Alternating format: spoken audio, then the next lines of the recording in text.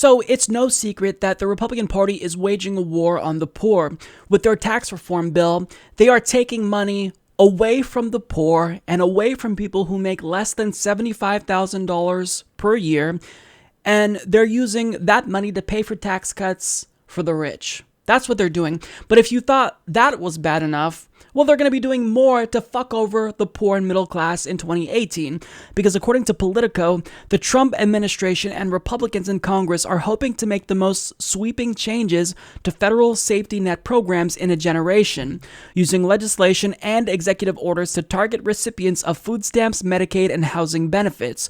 The White House is quietly preparing a sweeping executive order that would mandate a top-to-bottom review of the federal programs on which millions of poor Americans rely. And GOP lawmakers are in the early stages of crafting legislation that could make it more difficult to qualify for those programs. In the meantime, the Trump administration has already begun making policy shifts that could have major ramifications.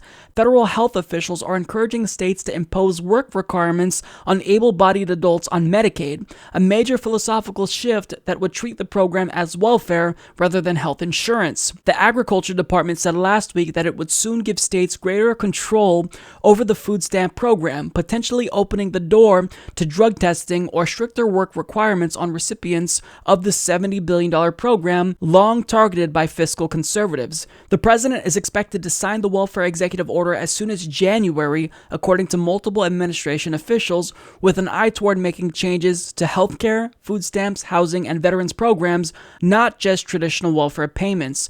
To be sure, many of the changes are still in the talking stages, and it remains to be seen when and how they are actually implemented and at what political cost, and there remains internal debate in the administration over how to balance other priorities like an infrastructure bill. So, this is what the party does when they get elected.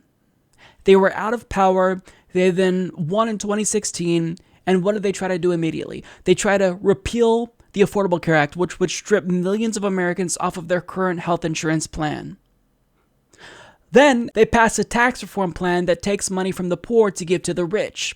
And after that, they are targeting social safety net programs that the poor rely on. So they're going to exacerbate the already prevalent problem that is poverty. So all they're doing is attacking and attacking and attacking the poor. They are shameless. They don't give a fuck about the poor. I mean, they're not doing anything for normal Americans. What have they done? They've done nothing. All that they are doing is attacking the poor. And of course, what they're going to do, since they're cutting spending to social safety net programs, they're going to use that money to give private companies who probably donated to their campaigns private government contracts. So it's another form of theft. They're robbing from the poor to make the rich richer. And over time, Republicans have already been chipping away at social safety net programs. Look at unemployment, for example. Before, a lot of citizens could stay on the program for up to 2 years. Now, 6 months and you're off. You can't find a job? Too bad. When it comes to the children's health insurance program, they let it expire. Don't want to renew it, don't want to negotiate it. Democrats have said, hey, let's talk, let's renew this. But Republicans won't come to the table and renew CHIP, health insurance for children. They don't just not care about the poor, they actually hold the poor in contempt.